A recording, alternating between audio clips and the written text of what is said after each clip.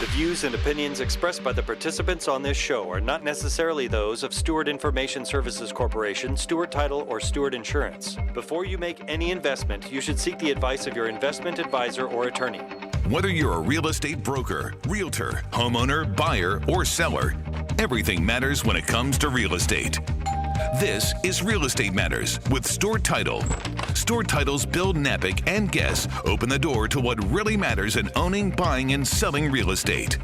And now, Real Estate Matters with Stewart Title, brought to you by Stewart Insurance. Here to inform, entertain, and inspire, Bill Knapik. Welcome to the show. It is Real Estate Matters with Stewart Title. I'm your host, Bill Knapik. Thank you for joining us. We're so glad that you're there. And today, as always, we have tremendous guests. We're going to talk about real estate. We're going to talk about money today. A lot of things going on with the interest rates. So we have a money man here today, a super top performing realtor. And in addition, some shows would stop right there. But today we even have a very worthy cause to talk about that you're going to want to hear about. So as always, go to stewart.com/radio. That's where you can see and hear the show and see past shows. That's stewart.com/radio. Let's get down to business right now as we talk to Sharon Powell. She has the Sharon Powell team, and she is awesome. Sharon, welcome to the show. Thank you. Thank you for having me. You know how I know you're awesome? How? Because I heard you on another radio show, and I said, before you left the show, remember, I texted you. I said, come on our show. Let's tell people what's going on. So, Sharon Powell team, let's tell people about your company. Well, the Sharon Powell team, I'm a team leader of 3 other agents. We have a luxury division, and we have investments, and we have buyer's agent, who is my husband, which is pretty awesome. You mean Lawrence? Lawrence. And he's right here today. He's in the room. That's right. He's in the room for support. Well, that is awesome. So, and I like how you laid it out, because real estate has so many components. It's so different right now: buying, selling, investors, relocation, all those things. Let's tell people how you approach the market and geographically where you're located.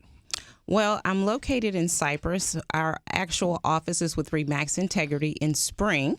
I love my broker owner, so we office out of Spring, but we live and work in Cypress. So Cypress is very closely connected to Katy. We do a lot of business and help a lot of clients out that way. So my background was new construction. Oh, yes. So my background, I started in new construction with the thought of going to learn some things and then move on into working as a real estate agent and building a team. So worked for a pretty large Texas builder for 6 years. I won't say their name just because I work with all the builders now, and I don't want to make any of them jealous. That's right. New construction plays a very important role right now, and we're hearing about interest rates going up. We're hearing about the challenges that all the new home builders are having. So how does that translate from the new homes, as we're talking about that? How does that translate to you helping buyers find these new homes with as far as new construction goes? So looking into new construction versus buying a resale home, the benefit to a buyer is that usually, just depending, because each builder operates completely different, but the majority of them, there's not going to be the multiple offer situation. The negative to it is their pricing is very high for the average first-time home buyer. So it's a great opportunity. 1,900 square feet now in master plan communities are going to cost you $500, maybe almost $600 with any of the top builders for 1,900 square feet. And are we talking about Cypress and Katy? We're talking about Cypress and Katy. Or everywhere? I'm seeing it everywhere. There are areas in Houston, even though we're in a multiple offer situation in Harris County, there are areas where it's not as crazy, but the low amount of inventory. So what builders have done now, and what I've noticed, is they're doing a lot of spec homes. One builder has 26 spec homes in one of the master plan communities. So that's all great, but they're getting $40,000, $50,000 price increases every month. So imagine that. So what does that mean? So for a first-time home buyer who has a budget of $300,000, that tends to knock them completely out of the ballpark to go into one of these communities where you have the pools and all the amenities that young families tend to want. So for new construction, I think The benefit is if you can afford it, it's a good situation for you because you don't have to contend with multiple offers. If you are not at that price point, and then you're talking about $500,000, right? For 1,900 square feet. It just depends. But I always tell clients, buy a home. It's always going to be better than renting. Get a home. Well, going back to the new home construction, what about the waiting? Let's say here's $500,000, I want that new construction. Am I going to have to wait? Generally, and by and large, do the builders have some product available where maybe I could move in a month? So it depends on the builder, depends on the community. And the positive, I would definitely recommend right now because of last year. So last year, you could buy it and you can build it. Well, what happened? We had shortages of lumber.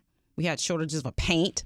We had all these shortages, right? Some of these builders then went up on the price. So imagine being under contract, and then now they're saying, oh, you can have this home, but you're going to have to pay us $100,000 more. That happened a lot last year. Really? A lot. So the builders, I will say, most top builders got smart, and they said, well, we're just going to go ahead and start on them. That way we can get ahead of the shortages. We know how much lumber we need, and we've got it ordered. That's a positive. I did not and would not recommend, and I didn't recommend last year anybody build a home because of that. The interest rates are also very volatile right now. So if you purchase a home that is in inventory, which means they've already started, that's all it means. It could be in foundation stage, but they have some anticipation of when it's going to be completed. Well, in that particular situation, guess what? You might be able to lock a rate if it's 30 to 45 days out, and that kind of helps you a little bit.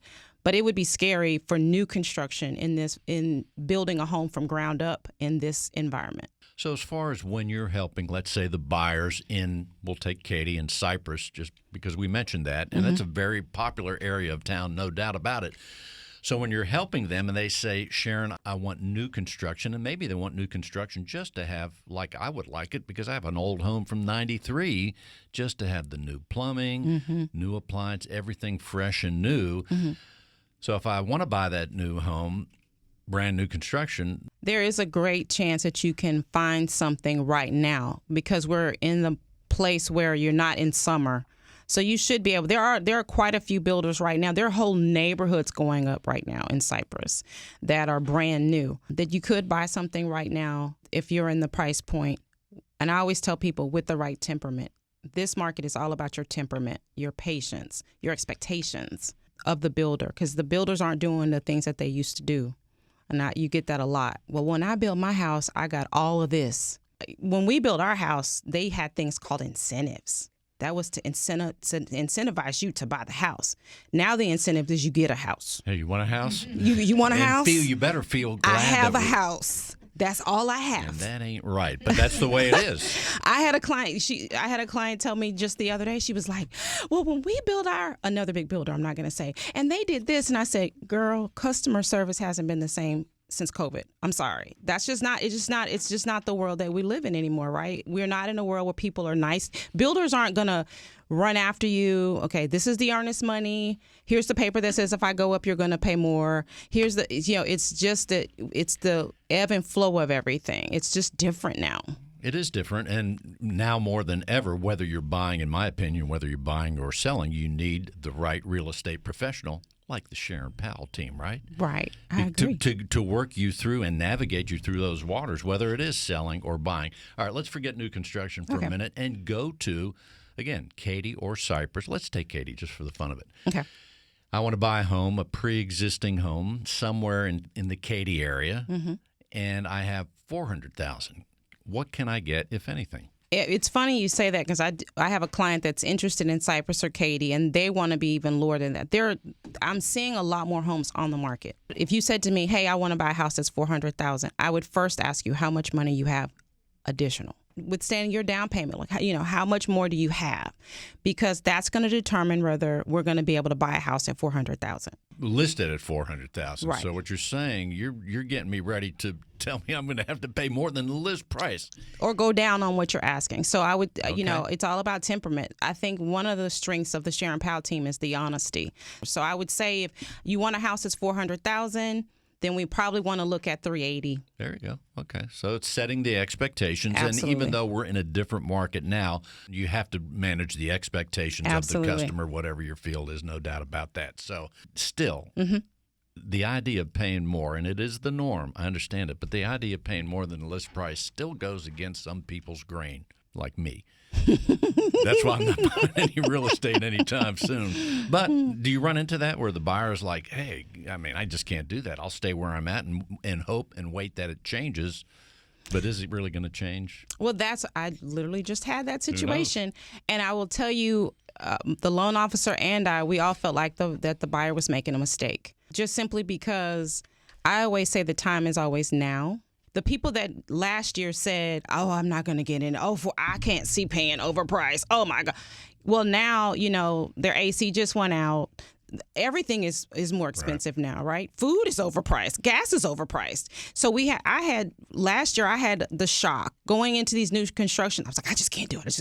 Then I realized, you know what? I'm the only one that can't do it because everybody else is doing it, right? Homes are a necessity. If you have a home, that's great. But it balanced out because if you had a home to sell, you're getting way more. It's funny how we want way more for our house, but we can't imagine paying more. Well, you're getting $100,000 more for your house, but you don't want to pay somebody else $70,000 or $80,000 more. Whatever market you're selling in is the market that you're buying in. So that makes perfect sense.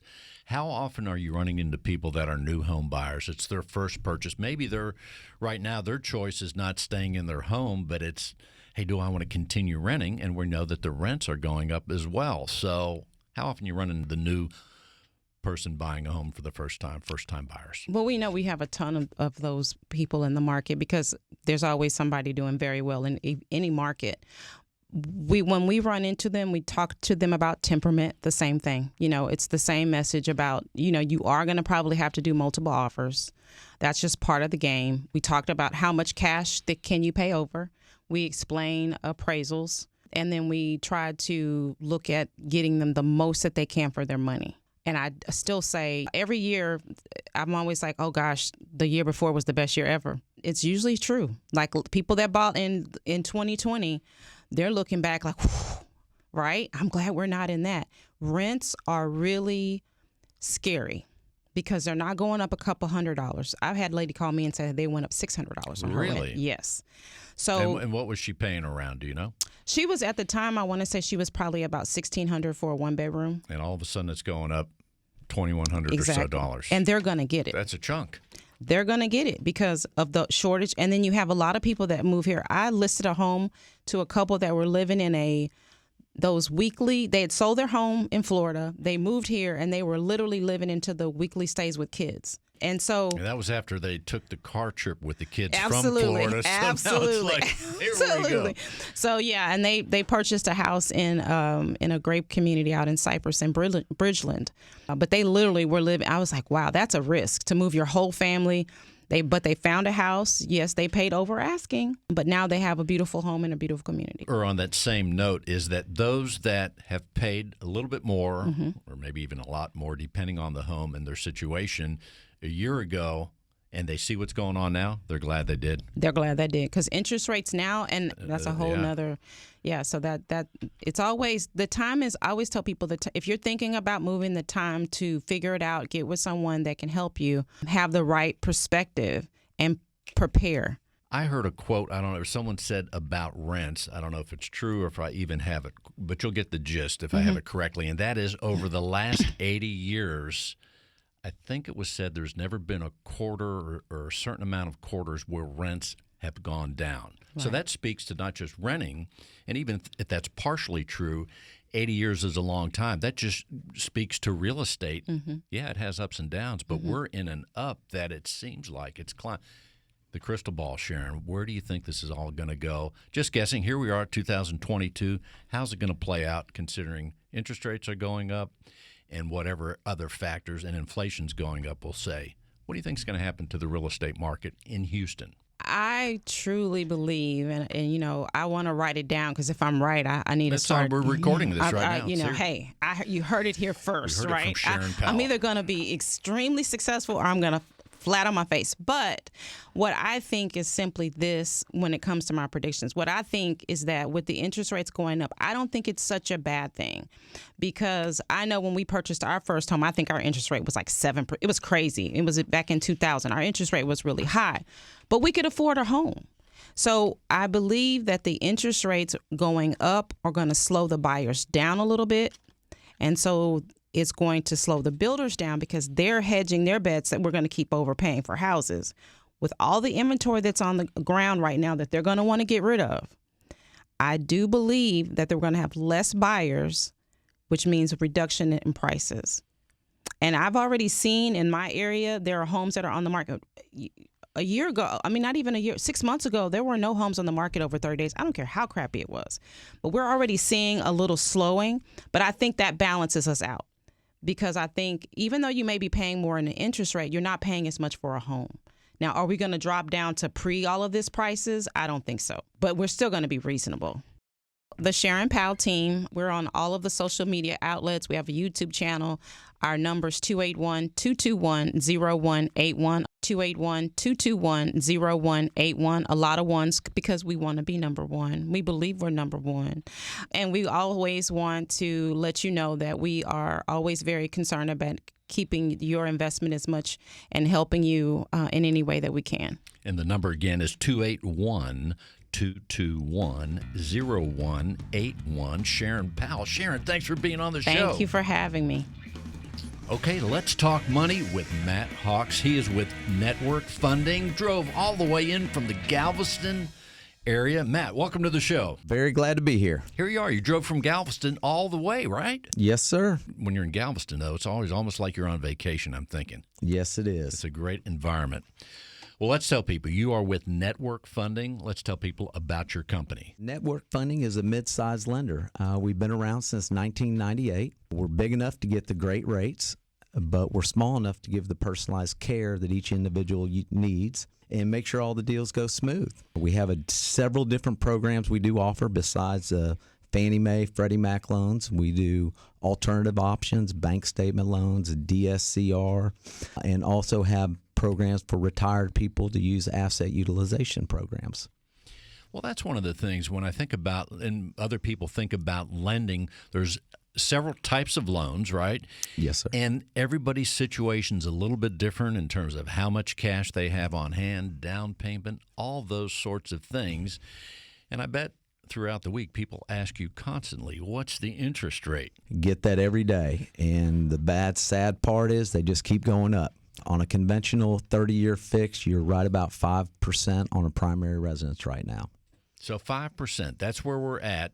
And we're hearing, and that's been the subject of news here lately, we're hearing about interest rates going up yet again. So let's tell people, just from an idea of maybe not go back to when it was the lowest, but let's take the beginning of the year about, and again, it depends on people's credit. We're generalizing here, but say in January, and we'll take a $300,000 home, let's say. What was the interest rate for an average interest rate in January of 2022? About January 1st, you were looking about 3.125. At today, you were looking at 5%. That's basically a 2-point jump. 2-point jump. So what would that mean if I'm financing $300,000 in January of this year, looking back in the rearview mirror, till today? That'd be about April. a $315 payment jump. Okay, so just over 3 months. So that means the home got more expensive to buy or to pay for per month, and then the home probably went up in value. We see a trend here, huh, man? Yeah, went up in value. The property taxes are probably going to be assessed a little higher also. So all across the board, everything's going up. But also we're hearing about people that are coming from other states, and one of the one we hear about the most is California, where apparently they must be paid more or have been paid more there because their homes, they were able to live in a very inflated area before inflation really began compared to the rest of the country. Are you seeing a lot of buyers from, say, California and or other places? Yes, we are seeing a lot of buyers from California, from Washington, Oregon. A lot of them are making the move to Texas, and the prices that we think are outrageous, they are actually coming in and saying they're cheap. So they're jumping on it. A lot of retirees are moving here. Like I said, I'm down in Galveston, Texas. A lot of people are getting down here to enjoy the beach life. They compare it to Florida. The water's a little clearer over there, and Galveston's about half the price, so they are coming in flocks. In fact, speaking of California, I talked to a realtor in San Antonio, had a California buyer that bought 3 properties and then bought land to build their house on. So one realtor found that. But that's very interesting, I think, as people are flocking to Texas for so many economic reasons, homes being one of them. Yes, sir. And I happen to be in a good place down in Galveston. We mainly do the second home market for beach houses. And also, due to COVID, and more people are working at home and want to be in more of the rural areas. They don't want to be in big cities. They don't want to be in traffic jams. All the rural areas are expanding and going crazy, but Galveston has just been going crazy for the last 3 years. I hear a lot about in Galveston. I have some friends of mine that you talk about the second home. They live maybe Katy, they live in Houston somewhere, but they have a second home in Galveston, and then they rent it out for the periodic couple days at a time. That's pretty popular down there. Galveston, I think, is the 3rd largest Airbnb area in the United States now. Really? Yes, and pretty much a majority of the people that are buying second homes are doing the exact same thing. They're going to use it for their friends and family. 1 or 2 weekends out of the month, they'll go ahead and rent it out to help cash flow. But it's very popular, and more people are doing it every day. As you are lending money, as your company's lending money, let's tell people there's a lot of challenges for the buyers. But if I'm a buyer, and let's say I'm not a buyer today, but let's say I know that in June I want to buy a house and I want to get a loan. When should we begin talking to someone like you, Matt Hawks, with Network Funding? You definitely need to be talking to me about 2 weeks before you even think of putting an offer in on a house. The most important thing is don't go and look at a house and say you love it, because the first thing the realtor is going to ask you if you've been pre-approved. So we always recommend everyone get pre-approved. At Network Funding, we get people formally pre-approved on a to-be-determined address. That way they're locked and loaded to go, and once they find a contract, really all we got to do is add the address and punch them in, and they're just almost like a cash buyer. Just that easy, huh? Yeah. Also, as far as locking rates in, now a long time ago when I got a mortgage, I remember that was one of the first things I asked the mortgage person is that, am I locked into this rate? Because even back then, I don't even know when that was. It might have been, let's just say 10, 15 years ago, that I was concerned as the buyer. Once I got what I thought was a good rate at the time, I wanted to make sure that it didn't go any higher because the market even then was dynamic. Can we lock in rates still, and how does that locking process work? Yes, the one thing we do require is to have a contract on a property, so we do have an address. We can lock you for 15 days all the way to 60 days with no issues. Some of our clients want to do the 60-day locks. We do have another option that can give them an extra 30 days, so they do have 90 days. Some of our problems are like construction loans right now. People are literally freaking out because the house isn't going to be ready for 6 months, and they're scared about interest rates. And there's really no way to lock in anything over 6 months out. That's right. That makes the proposition kind of scary because in 6 months, I know an idea what the home's going to cost, but I don't know for sure, and I don't know what the loan is going to cost for sure. Mm-hmm. So those are kind of ominous clouds there ahead. Of course, being optimistic could get better. Yeah, maybe. There's a chance. The forecast is not looking good, though. It looks like they are going to continue to go up. With the inflation and the Federal Reserve talking about hikes, there's talk about doing 4 half-point hikes throughout the remainder of this year. So it makes me wonder, when is the right time to buy? The right time, like we would recommend, is now. There you go. The more you put it off, rates will go up, less inventory, and renting's never the right way. Renting, the interest rate's 100% if you look at it Exactly. in You'll certain never build ways. any equity. So that's a good point. As far as the buyer, and you kind of answered it, but you probably will still have the buyer that comes to you and says, man, Matt, 5%, I'm going to get out of the game and wait till the rate goes down. What do you tell that person? Don't do it, because you are praying for a miracle that rates drop back down. A lot of people, the low 3%, the 2.75s that we used to have, they think those are going to come back. Those were artificially lowered due to COVID because they had to spark the economy. As soon as COVID started going away, the rates followed up right with it. We are back to where they normally should be. If you look at rates historically, they're still 5% really low. is not that bad. Yeah, there's still, I had a 7% rate back in 2006 on a 5-year ARM. One thing bringing that up, ARMs are getting more popular now. I was just going to ask you about due the to the rates adjusted, being what do so they call high. the adjusted rate mortgage? Yeah, adjustable rate mortgages. Okay. I Haven't heard much about that. They are getting more popular. They do a 5-year ARM and a 10-year ARM. The good thing about those, for the first 5 years, those are fixed, or for a 10-year ARM, the first 10 years are fixed. We're doing a lot of the 10-year ARMs because the majority of people do not stay in a We're house not for going 10 to be in the home in years. 5 years. So if you can save almost a point on the rate, it's worth it. But you do have to have your exit strategy either in Just that in time case. period when that rate does go adjustable. So that means if I say, all right, I want an adjustable rate mortgage, and the standard rate non-adjustable is 5%. Let's just say hypothetically, it knocks a point off of it, roughly. About a point, yes. Every little bit helps. Yeah, it does. Really could help someone if they say, hey, I'm just going to be here in Houston for a while, and then I know I'm going to have to move because of my profession or something. Exactly. As far as down payment, it's always different. There's different kinds of loans. We know that. But let's just say out of the last 10 loans, what was the average down payment that you ran into as you're helping your clients? Well, being down in Galveston, the market is mainly a second home market. Pretty much with the second home guidelines that changed effective the end of March, you're pretty much putting 20% down across the board on second homes. Now, on primary residences, you can do 3%, 5%, 10%, 15%. But the first-time homebuyer programs are usually 3%, and there are down payment assistance programs also. Also, you're here with your wife today. Let's tell people a little bit about your wife and what she does on the team. My wife handles all of our marketing down here in Galveston. So we do a lot of events, do some happy hours with realtors, and some work with some builders. Sarah Hawks. Sarah Hawks and Matt Hawks right here on the show. Matt, before we close this segment, what else do you want people to know?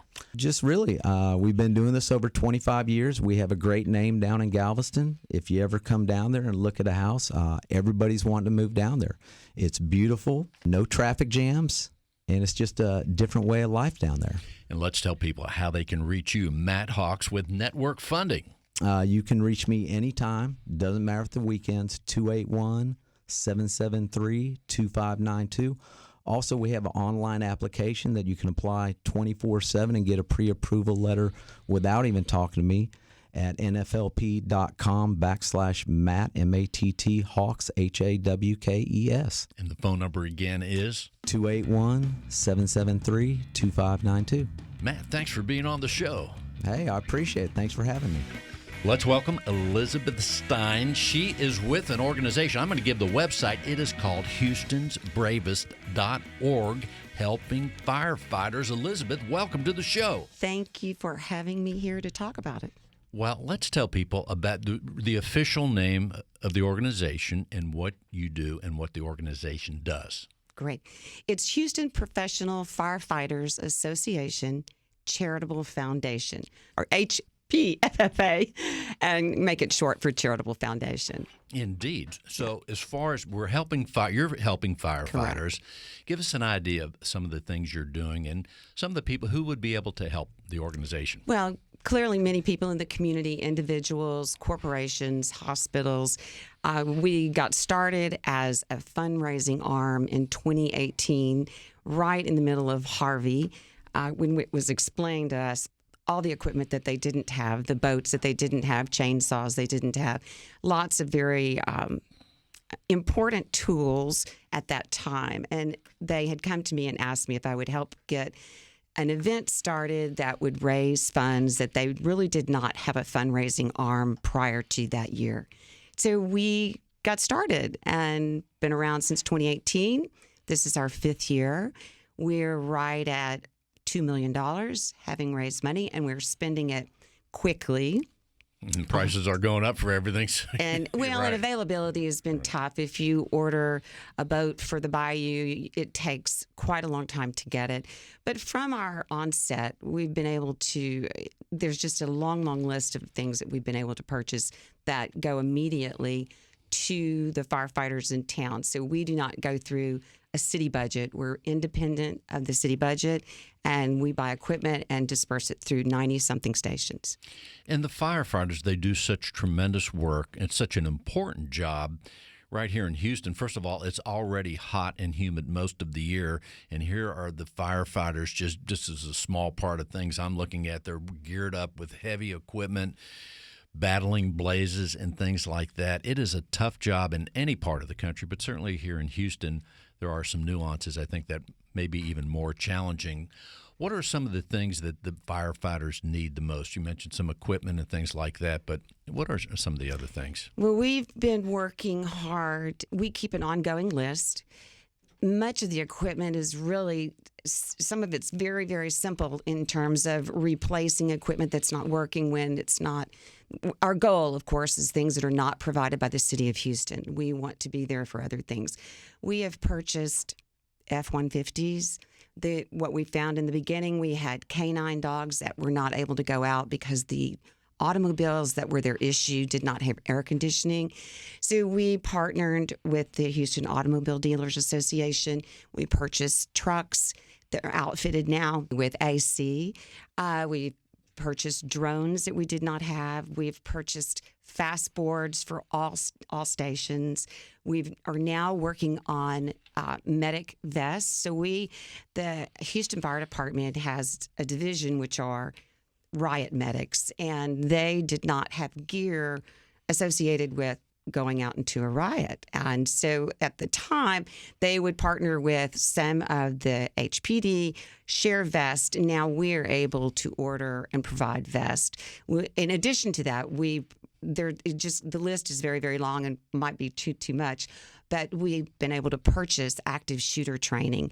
And so in the city of Houston, the firefighters did not have active shooter training, and you don't always think of them as being in a situation with a gun. Never thought about it till this moment, actually. But when you call 911, first responders, your HPD come, your HFD come, your EMS come, and they're often first on the scene with no weapons. So these units we purchased were $60,000.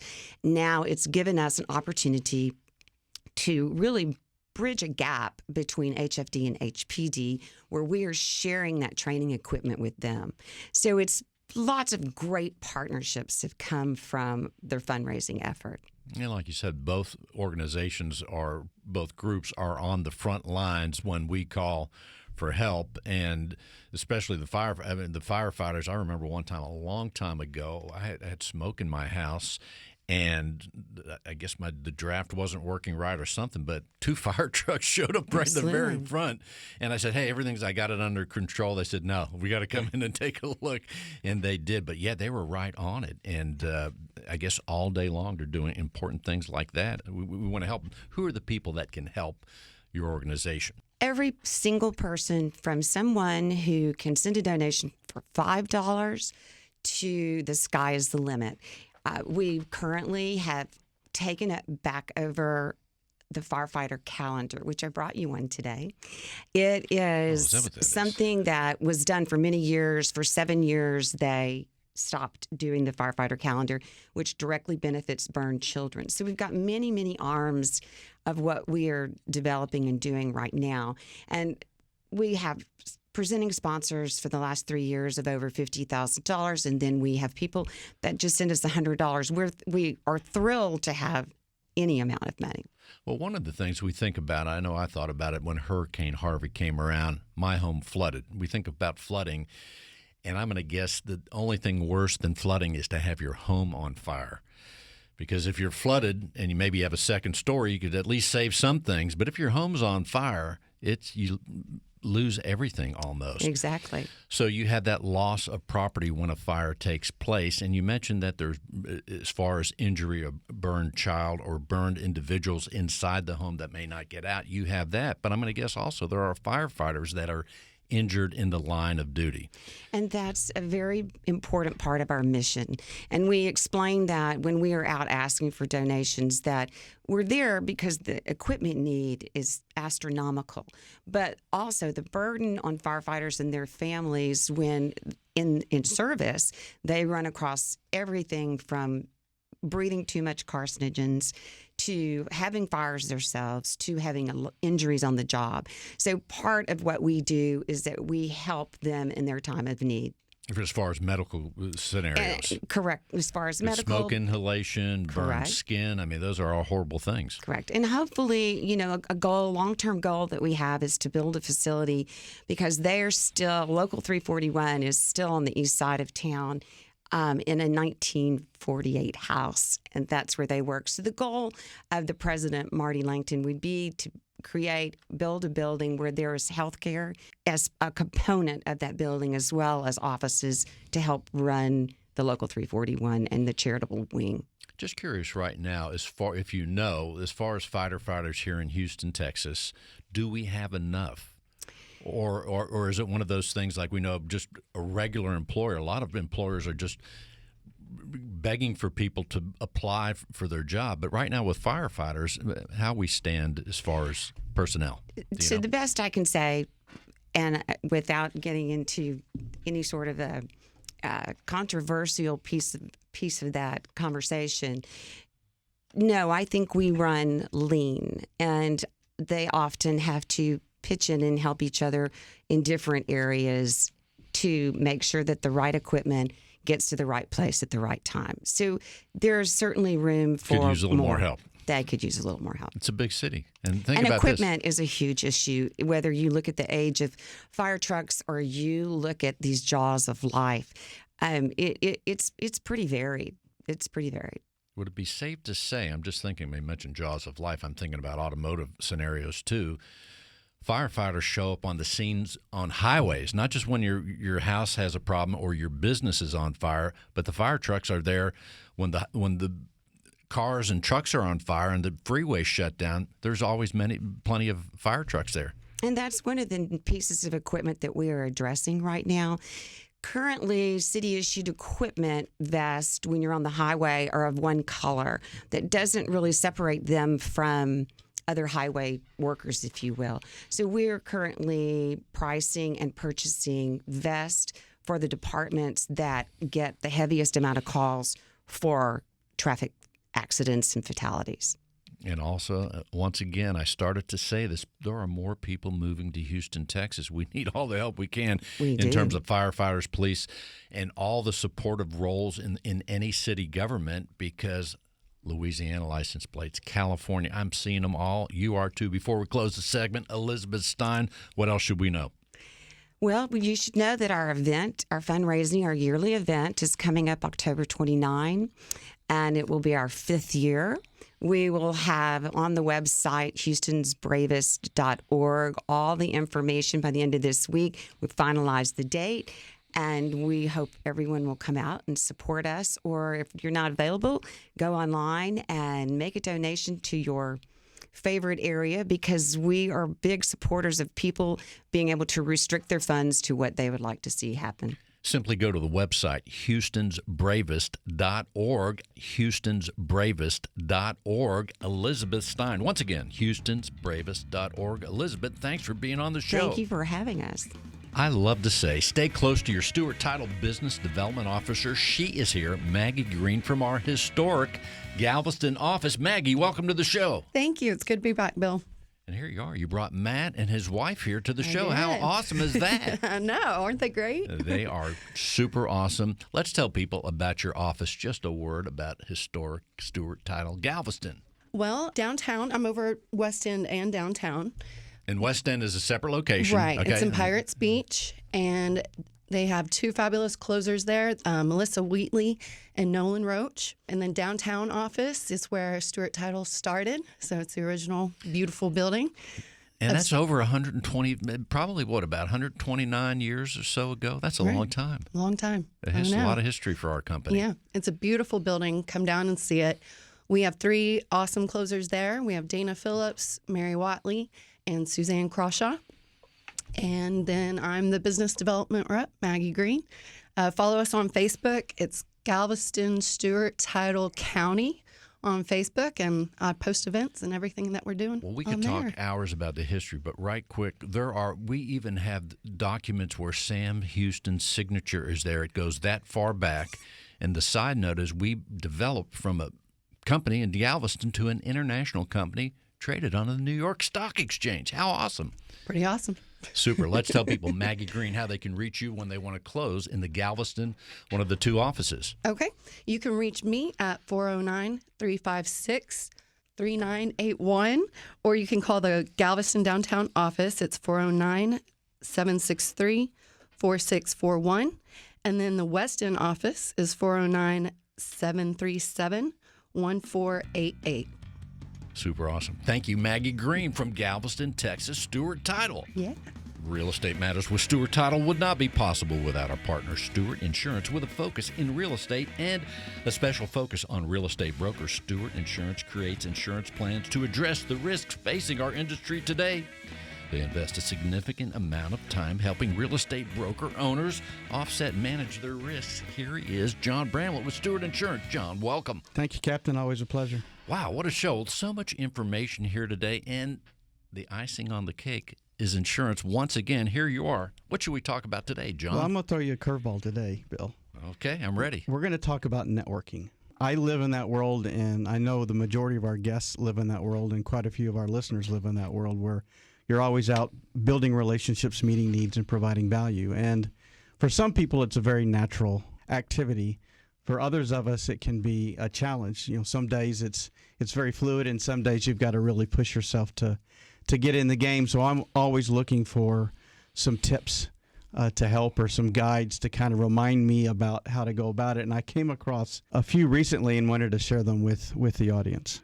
That is such an important thing. In fact, our previous guest, Elizabeth Stein, that's how I met her at a networking event. Can you imagine? See, that's perfect. I mean, that's the beauty of networking, is that you find a way to meet people and have them be a part of your team and support each other. That's right. Not a better city to network, I don't think, than Houston, Texas. There's a lot of people here. There is, and it's a lot of good people that are willing to work with each other and help each other. But there are, like anything else, you know, there are things to keep in mind that can help you be more effective. The first one is kind of obvious, but it's really important, is get in the game. So avoid being on the sideline. So you've seen people that show up at a networking event and they skirt the edges. They don't visit with anybody. They don't step up and say hello. They don't have a conversation. They wait for somebody to approach them. So if, you know, it might be difficult the first few times, but, you know, get in the game, step up and do that. Be present. You know, this idea of wherever you are, be there. Be active there. Don't be worrying about what else I've got to do when this event's over or what's my next appointment. That, you know, when you're at the event, be present for the folks that are there and for yourself. Don't worry about self-doubt. Everybody's got concerns. Everybody's got some uneasiness. It's not unique to you. So, you know, kind of let that go. Be willing to ask questions, but better yet, ask open-ended questions. So try to avoid questions that get yes or no answers. So, you know, try to ask questions that you can get a feel for that individual and what makes them tick and why are they there versus the typical, well, what do you do for business? What do you do for a living? Well, let's get a little deeper than that, maybe a little more personal than that. If you do get asked a question, be willing to open up and have some vulnerability and give a detailed answer, not just yes or no. Or, you know, John, what do you do? I sell insurance. Bill, what do you do? I host a radio show. Let's give a little more detail to folks so they can get a feel for us as well, because it's you know, we're trying to give on both sides of the ledger. This is a tough one for all of us, but listen to understand and not to respond. Yeah, there's more to it. When you said that is so true, because the first thing is we're thinking about the next thing we're going to say and so on. Yeah. Yeah, and you miss nuances and color within the conversation because you're thinking about how am I going to respond, or, oh, I did that, or I was there, versus paying attention to that individual. So listen to understand, not to respond. Eye contact is always important. Watch the cocktails. So if it's an evening event and there are cocktails, let's watch those. You don't want to be sloppy. And also at a breakfast one, you don't have too much coffee because you might not even have time to listen. You might be talking too much. I've done that myself. Or you're running down the hall. You know, don't interrupt folks or talk over them. You have such a great thing to respond, and I really want to share it with you. So I'm not going to let you finish your answer. I'm going to tell you this great thing that I have that's so important. So it kind of goes hand in hand with listen to understand. You know, embrace success. So if somebody's complimentary, don't downplay it. thank them. Appreciate the fact that they've recognized. So if somebody introduces, and this is Bill Knapik, the award-winning radio show host for 422 shows, and it's just say, instead of saying, well, yeah, say thank you, and I really appreciate that. I'm very passionate. So embrace that success, and then be authentic. Don't try to be somebody else. Just be yourself. That's good advice in any category. But it's interesting, the event that I met Elizabeth at, I saw someone I didn't know, and I thought for sure they wanted to talk to me. Oh, of course they did. Okay, You're Bill Knapik. And I asked the closed-ended question, a well-dressed woman. I'm thinking, hey, this is a realtor. I said, are you a realtor? And she said, no. And there wasn't really much after that. And I was like so disappointed she didn't want to go further. And I was like, okay. Then I was one of those people. Then I went around the edges of the room for a while until I had another cup of coffee. Yes. No, but it is a challenge. And I think that's part of it is if you can also have an idea of maybe some things to ask. So, what do you enjoy most about what you do? What are the most challenging thing that you're facing at the event? What are you hoping to accomplish today? What brought you to this event? When you were a kid, what was your biggest dream? Are you living that dream, or is it being fulfilled? What's your long-term goals? Do you think about all that we've been through in the last couple of years? What's the one thing that you really learned or benefited from all we've gone through in the last couple of years? So, they're not overly personal questions, but they're deep enough that you truly can have a conversation. If you really want to get out there, what superpower would you like to have?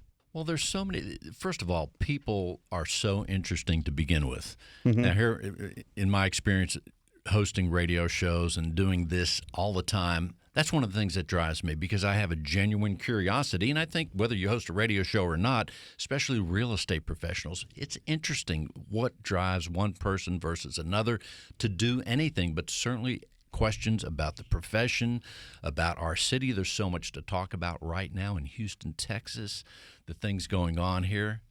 I mean, it's amazing and fascinating all at the same time. It's very much what you said. It's an attitudinal issue that you go in wanting, what can I do to help you? What can I do to learn about you? What can I do to support you? So, we talk about the golden rule, which is important doing to others as you'd have them doing to you. I think even more so in the business world, and even maybe beyond that would be the platinum, doing to others as they would like to have done to them. So, I may not want somebody to come up and hit me up to join right away, but somebody else might want to say, look, I want to get in on a committee right away. So it's finding out what's important to them and how do they like to be communicated with, what's of interest to them, because what might be interest to you is not the same thing as to them. So if you can take the time, and that's what some of those questions we mentioned earlier can help you do, is get to know somebody, and then you can figure out, are there ways that I can support you in your goals?